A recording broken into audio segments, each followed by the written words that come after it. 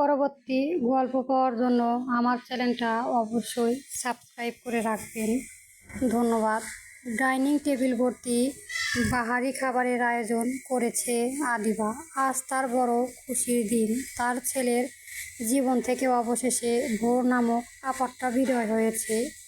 ভোরের জীবনটা তার ছেলে এভাবে নষ্ট করে দিয়েছে, এতে তার একটু খারাপ লাগছে না, অনুশোচনা হচ্ছে না। উল্টা সে খুব খুশি হবে নাই বা কেন।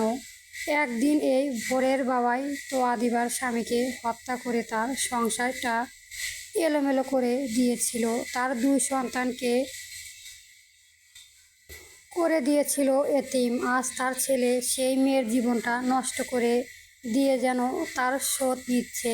আদিবা ভোরের চোখ তার ছেলের জন্য অসীম ভালোবাসা দেখেছিল, সংসার করার জন্য প্রবল আকুতি স্পষ্ট দেখেছে, কিন্তু তার ছেলে সেই সব আকুতি আজ পায়ে ঠেলে দিয়েছে। মা হিসেবে আদিবার আজ এতেই বেশ আনন্দিত। তার ছেলে ওই মেয়েকে ভালোবাসেনি, সংসার করতে দেয়নি, ওর মনে আঘাত করতে পেরেছে, মায়া বাড়িয়ে মাঝপথে হাত ছেড়ে দিয়েছে। এতে একটু হলেও ইমরান রহমানের ক্ষতি তো হয়েছে। মেয়ের দুঃখ তো বাবা মায়ের মনেই আগে আঘাত করে। মমতাহীনা কিচেনে দাঁড়িয়ে আদিবা এসব কাজকর্ম দেখে চলেছে। সকাল সকাল আদিবা কিচেনে এসে ব্রেকফাস্টের আয়োজন না করে ভারী খাবারের আয়োজন করেছে।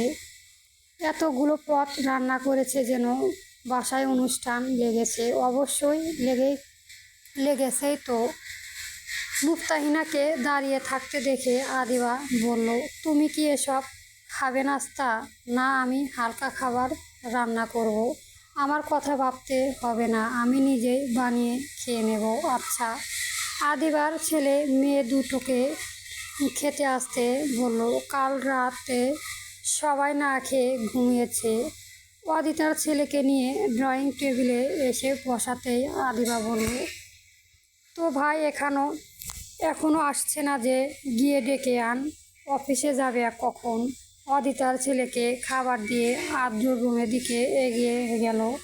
দরজা খোলাই আছে, শুধু ভিড়িয়ে রেখেছে। তবুও অদিতা নক করলো। আদ্র ভোর থেকে গম্ভীর গলায় বলল, কি হয়েছে?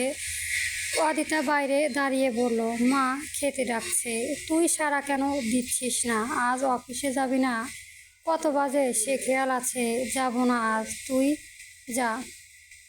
এখন আমি ঘুমাবো। আদিতার কপালে ভাঁজ পড়ল। বাইরে না দাঁড়িয়ে ভেতরে এলো। বিছানার উপর হয়ে শুয়ে আছে আদ্র। বালিশে রাখা মাথায় সিল্ক চুলগুলো ফর্সা কপালের উপর এলোমেলো হয়ে ছড়িয়ে ছিটিয়ে রয়েছে। চোখ দুটো খুলে রাখা, চোখের দৃষ্টি উদাস। অদিতা এগিয়ে এসে ভাইয়ের মাথার কাছে বসলো। মিনিট খানেক সময় চুপ থেকে বলল, তুই কি ভোরকে? আমি ওর কথা ভাবছি না। অদিতা থামলো। ফের কিছু সময় পর বলল, আমি তোর বড় বোন আদ্র। আমার কাছে মুখ ফুটে বলে যে কেবল আমি বুঝবো তাই নয়, আমি তোর মনের কথাও বুঝতে পারি, বোঝার চেষ্টা করি। আদ্র বুঝি বিরক্ত হলো, কপালের ভাঁজ ফেলে বলল, কি বলতে চাইছিস? ভোরকে ডিভোর্স না দিলেই হতো। ওর জন্য এটা প্রাপ্য ছিল আপু। সত্যি? হ্যাঁ, তোর প্রতি ওর ভালোবাসা মিথ্যে ছিল না আদ্র। ইমরান রহমান আমার বাবাকে খুন করেছে, এই আমার চোখের সামনে। সেই দিন হয়তো আমাকেও খুন করে ফেলতে পারত, শুধু ভাগ্যর জোরে আমাকে দেখতে পাইনি। আমি পালিয়ে এসেছিলাম, আদালতে বিচার পাইনি। আমি ছোট একটা বাচ্চা ছেলে ছিলাম বলে আমার মুখের কথা কেউ সাক্ষ্য হিসাবে গ্রহণ করেনি। টাকার ক্ষমতা দেখিয়ে হত্যাকাণ্ডকে ধামাচাপা দিয়ে রেখেছিল, অপঘাতে মৃত্যু হিসেবে মিথ্যে প্রমাণ করে দিয়েছিল। আমি সেই দিন সব হজম করে নিয়েছিলাম আপু। আমার মা, যার কথা ছিল বাবার মৃত্যুর পর আমাদের আগলে রাখার, সেই মা আমার বাবাকে হারিয়ে দিনের পর দিন ডিপ্রেশনে অসুস্থ হয়ে বিছানায় মরার মতো পড়ে থেকেছে। আমি আমার ছোটবেলাতে মায়ের ভালোবাসা বাবার ভালোবাসা পাইনি। সেই দিনগুলো আমার জন্য ঠিক কী ছিল তুই কি করে বুঝবি। স্কুলে দেখতাম কারো মা না থাকলেও বাবারা এসে আদর করে যেত, বাবা না থাকলেও মায়েরা এসে আদর করে যেত। আমি কাউকে পাইনি। আমাকে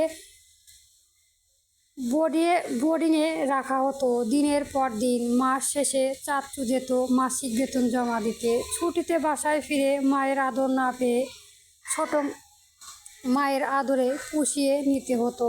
সব সময় তোর সাথে লেগে থাকতাম, তুই আমার বড় বোন বলে, অথচ মায়ের কাছে ঘেঁষতাম না। আমার কষ্ট হতো মায়ের জন্য। আমি এই আদ্র তার ছেলে সেই দিন ঘটনাস্থলে উপস্থিত থাকা সত্ত্বেও তার সহধর্মী তার স্বামীকে রক্ষা করতে পারেনি। আমি একজন ব্যর্থ আর অযোগ্য একজন ছেলে। আমার টার্গেট ছিল আমি কোনো একদিন সুযোগ পেলে ওই ইমরান রহমানের বুকে ছুরি চালিয়ে দেব। কিন্তু বুঝতে শেখার পর ভাবলাম, আমি যদি ইমরান রহমানের বুকে ছুরি চালিয়ে দেই, কিলার ধরিয়ে খুন করে দেই, তাহলে ওর আমার মাঝে পার্থক্য থাকলো কই। ও যেমন খুনি আমিও তেমনি খুনি হব। তাই তো ওর সমস্ত হালফামা জেনে বুঝে আমি ওর মেয়েকে আমার প্রেমে সম্মোহন করেছি, আমাকে ভালোবাসতে শিখিয়েছি। আমার ওপর নিজের সবটুকু আবেগ ঢেলে দিতে শিখিয়েছি এবং আমি তাতে সফল হয়েছি। তাহলে মানছিস ওর তোকে সত্যি ভালোবাসতো? এত ভালোবাসার পরও কি এই ওই মেয়েটার তোর কাছে এসব পাওয়ার প্রাপ্য? ভোর যদি ইমরান রহমানের মেয়ে না হয়ে অন্য কারো মেয়ে হতো, আমি হয়তো ওকে এভাবে ফিরিয়ে দিতাম না। কিন্তু যাকে বেছে নিয়েছিলাম, আজ এই দিনটি দেখার জন্য তার ওপর মায়া কীভাবে জমিয়ে রেখে দিতে পারি নিজের সাথে। তাই তো ওর ভালোবাসা আমি কখনোই মন থেকে গ্রহণ করতে পারিনি। ভোরের শরীরে এখন কি অবস্থা? জ্বর কমছে না, ডাক্তার বলেছে সময় লাগবে। এছাড়াও শরীর দুর্বল অনেক। কিছু খেয়েছে?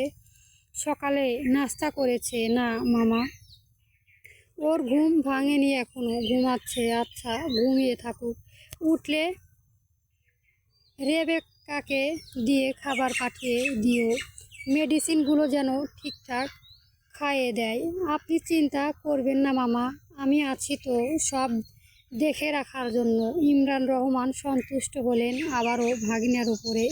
তার মেয়ের জন্য এই ছেলেটা যে কত চিন্তা ভাবনা মাথায় নিয়ে ঘোরে তা আল্লাহ ছাড়া কেউ জানে না। তিনি অবশ্য অল্প হলেও বুঝতে পারেন মাহিমের মনের ভোরের প্রতি একটা সফট কর্নার আগে থেকেই তৈরি। ইমরান রহমান নাস্তার প্লেট সামনে নিয়ে মাহিমকে বলল, তুমিও খেতে বসো আমার সাথে। না মামা, আমি ভোরের খাওয়া হয়ে গেলে খেয়ে নেব, নইলে আন্টির কাছে মেডিসিন না খাওয়ার বাহানা করবে।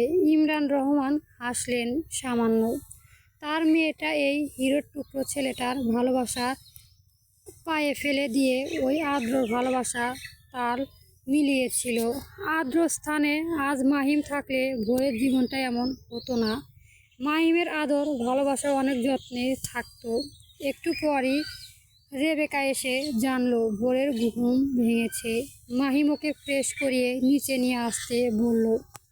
ভোর ফ্রেশ হয়ে নিচে আসলো ওনার সাথে। ইমরান রহমানের খাওয়া তখন শেষ হয়ে গেছে। তিনি এখন ড্রয়িং রুমে সোফায় বসে আছেন। ভোর রেবেকার সাথে নেমে এসে বাবার সামনে দাঁড়িয়ে বলল, বাবা, আদ্র কি আমাকে ফিরিয়ে নিয়ে যাওয়ার ব্যাপারে কিছু বলেছে? ইমরান রহমানের বুকটা কামড়ে ধরল, যেন কেউ এত কষ্ট হচ্ছে কেন তার মেয়েটা কেন ওই ছেলের কথা বারবার বলছে, যেখানে ওই ছেলের জেনে বুঝে ভোরকে ডিভোর্স দিয়েছে। ভোর জবাব শোনার অপেক্ষায় আশা দৃষ্টি মেলে চেয়ে আছে। ইমরান রহমান সত্যটাই বললেন মেয়েকে, ওই ছেলে আর কখনোই তোমাকে ফিরিয়ে নিয়ে যাবে না ভোর। মা আমার, ও তোমায় ডিভোর্স দিয়েছে। ডিভোর্স মানে বোঝো নিশ্চয়। কেউ কোনো তার ডিভোর্স দেওয়ার স্ত্রীকে ফিরিয়ে নিতে চাইবে। ভোর আর বাবার সামনে দাঁড়ালো না, চুপচাপ হেঁটে এসে ড্রয়িং টেবিলে মাহিমের পাশে চেয়ার টেনে বসলো। মাহিম ওর দিকে চেয়ে সারা চোখ মুখে নজর বুলিয়ে নিজেই ভোরের থালায় পরোটা আর ডিমের অমলেট তুলে দিল। ছাগলের কলিজা ভুনা বাটিটাও এগিয়ে রাখলো ভোরের সামনে। রেবেকা এসে জুসের গ্লাস এগিয়ে দিয়ে ভোরের পাশেই দাঁড়িয়ে মাহিমের কর্মকাণ্ড দেখতে লাগলো। তোমাদের বিয়ে তো আর খুব বেশি দিন বাকি নেই। আমি বলেছিলাম যে বিয়ের সব কেনাকাটা। আদ্র খেতে খেতে মায়ের কথা শেষ পর্যন্ত না শুনেই বলল, এখনই নয় আম্মু, বিয়ে এখনও অনেক দিন বাকি, এত তাড়াহুড়ার দরকার নেই। তো এখন থেকে টুকটাক বিয়ের মার্কেট করে রাখলে ভালো হয়। তাছাড়া ওই মেয়ে নাকি চাচ্ছে বিয়ের আগেই তোর সাথে একবার আলাদা করে কথা বলে নিতে চায়, দেখা করতে যেতে চায়। আমার হাতে এখন সেরকম সময় আসলে নেই আম্মু। তাই বলে বিয়ের আগে মেয়েটার সাথে একবার দেখা করে নিবি না? আবার আলাদা করে দেখা কি আছে? আমার মুখ দিয়ে কি মধু ঝরে? সেদিন না মামার বাসায় গিয়ে মেয়ে দেখে আসলাম। মেয়ে কি চোখে চশমা লাগানো ছিল নাকি ছিল না? মেয়েটা আমাকে বারবার কল করে বলেছিল দেখা করতে যাবি কি না। সম্ভবত হবে না এই সপ্তাহে। আচ্ছা, আমি বলে দেব। পরের সপ্তাহে দেখা করতে যাচ্ছি। পরের সপ্তাহে অফিসের মিটিং রয়েছে, এত কিছু জানি না। তুই দেখা করতে যাবি, এই ব্যাস। বাসায় ইনভাইট করে নাও, একদিন বসে কথা বলি। আদিবার চোখে ভূতে ভাঁজ পড়ল। তার ছেলে কি ওই মেয়েটাকে এড়িয়ে যাচ্ছে? তোর সমস্যা কই আদ্র? তুই কি ইমরান রহমানের মেয়েটাকে তার জন্যই আমার পছন্দ করা মেয়ের সাথে দেখা করতে যাবি না? সেরকম নয় আম্মু। এখানে ভোরকে টানছো কেন? ওকে তো আমি ডিভোর্স দিয়েই দিয়েছি, তাই না? তোমার পছন্দর মেয়েকে বিয়ে করব বলেই তো ভোরকে এত দ্রুত বের করে দিয়েছি আমার জীবন থেকে। আমি আসলে অফিসের কাজে প্রচুর ব্যস্ত থাকছি ইদানিং, তাই ওই মেয়ের সাথে আলাদা বসে দেখা করার আমার পক্ষে সম্ভব নয়। বলেই খাবার ফেলে উঠে চলে গেল। আদিবা আদ্র চলে যাওয়ার পর গম্ভীর চিন্তায় মগ্ন হলো। ধীরে ধীরে আদ্র রুমে ঢুকে দরজার ভেতর থেকে লাগিয়ে দিল। বুকের ভেতরটাও অদ্ভুত রকমের চেপে ধরেছে। মায়ের সামনে এতটা স্বাভাবিক থাকার অভিনয় করতে করতে সে ক্লান্ত। আয়নার সামনে দাঁড়িয়ে নিজের প্রতিবিম্বের দিকে তাকিয়ে রইল কিছুক্ষণ। আমি কি সত্যি জিতে গেছি?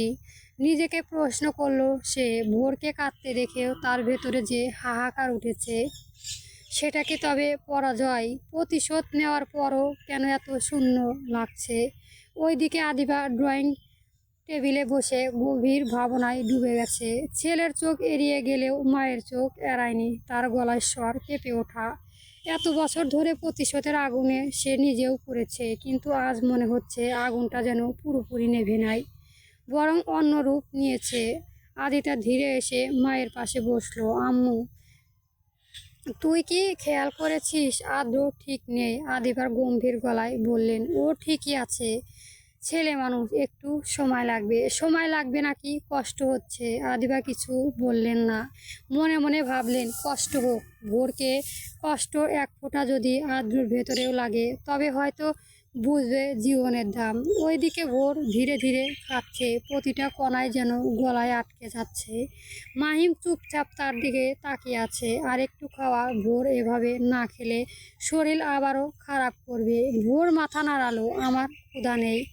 মাহিম নরম গলায় বলল, ক্ষুধা না থাকলেও খেতে হবে, সব কিছুর মতো হয় না। ভোরের চোখ জল এসে ভিজে উঠল। সে কি একবারও আমার কথা ভাবলো না? মাহিম চুপ। কি বলবে? সে তো জানে আদ্র ইচ্ছে করে সব করেছে। ইমরান রহমান দূর থেকে সব দেখছে। মেয়ের চোখে জল তার বুকের ভেঙে দিচ্ছে। জীবনে অনেক ভুল করেছে তিনি, টাকার জোরে অনেক অন্যায় চাপা দিয়েছে। কিন্তু মেয়ের এই অবস্থা দেখে আজ প্রথমবারের মতো নিজের অতীতটাকে তাড়া দিয়েছে করছে। তিনি ধীরে বললেন, ভোর, জীবন থেকে থেমে থাকে না মা। ভোর মাথা নিচু করে বলল, আমারটাও থেমে গেছে বাবা। এই কথায় ইমরান রহমান আর কিছুই বলতে পারলেন না। বিকেলের দিকে আদ্র অফিসে গেলেও কাজের মধ্যে মন বসলো না। মিটিং চলাকালীও বরাবর ভোরের মুখটা সামনে ভেসে উঠেছে, তার কপাল, কণ্ঠ, চোখের জল সব কিছুই। হঠাৎ ফোন ভাই ব্রেন্ড করলো। স্ক্রিনে নতুন বাগদত্তা নামক ভেসে উঠেছে। সে কিছুক্ষণ তাকিয়ে থেকে কলটা কেটে দিল। নিজের উপর বিরক্ত হয়ে উঠল আদ্র। এটা তো আমি চাইছিলাম না, তাহলে এখন কেন এভাবে অস্থির হচ্ছি? মনের পড়ল অপুর কথা, ভোরকে ডিভোর্স না দিলেই হতো। সে মাথা ঝাঁকালো, না, এটা ওর প্রাপ্য ছিল। কিন্তু মনের ভেতর অন্য একটা কণ্ঠ বলছে, ও কি সত্যি প্রাপ্য ছিল? রাতের আদিবা আদ্র রুমে ঢুকলো। ঘুমাসনি এখনো? না আম্মু। তোর নতুন বইয়ের সাথে কথা বলেছিস? না। আদিবা কিছুক্ষণ চুপ থেকে বললেন, তুই যদি এখনোই ভোরের জন্য আম্মু। আদ্র তীক্ষ্ণ দৃষ্টিতে তাকালো। ওর কথা আর তুলনা। আদিবার ছেলের চোখেও অদ্ভুত যন্ত্রণা দেখলেন। প্রতিশোধ নিতে গিয়ে যদি তুই নিজেই পুড়ে যাস। আদ্র কেঁপে উঠল। আমি পুড়ছি না। মায়ের কাছে মিথ্যা বলিস না। কিছুক্ষণ নীরবতা। আদিবা ধীরে বললেন, আমি চাই তুই সুখী হ, প্রতিশোধ নিয়ে নয়, মন থেকে। আদ্র মুখ ঘুরিয়ে নিল। ওদিকে রাতের ভোর জ্বর আবার বেড়েছে। মাহিম তার কপালে জোড়া কাপড় চেপে ধরে বসে আছে। ভোর আধো ঘুমিয়ে বিড়বিড় করে বলছে, আদ্র, আমাকে ফেলে যেও না। মাহিমের বুকের ভেতরটা মোচড় দিয়ে উঠল। সে ফিসফিস করে বলল, যে তোকে ফেলে গেছে তার জন্য এত কাঁদিস না ভোর। দূরে দাঁড়িয়ে ইমরান রহমান সব শুনল। তার চোখে আজ অনুশোচনার ছায়া স্পষ্ট। হয়তো অতীতের পাপের ফল আজ মেয়ের জীবনে এসে ধাক্কা দিয়েছে। গল্প চাপা বনে আলী সনে লুকোচুরি পর্ব 12 থেকে 13 চলবে।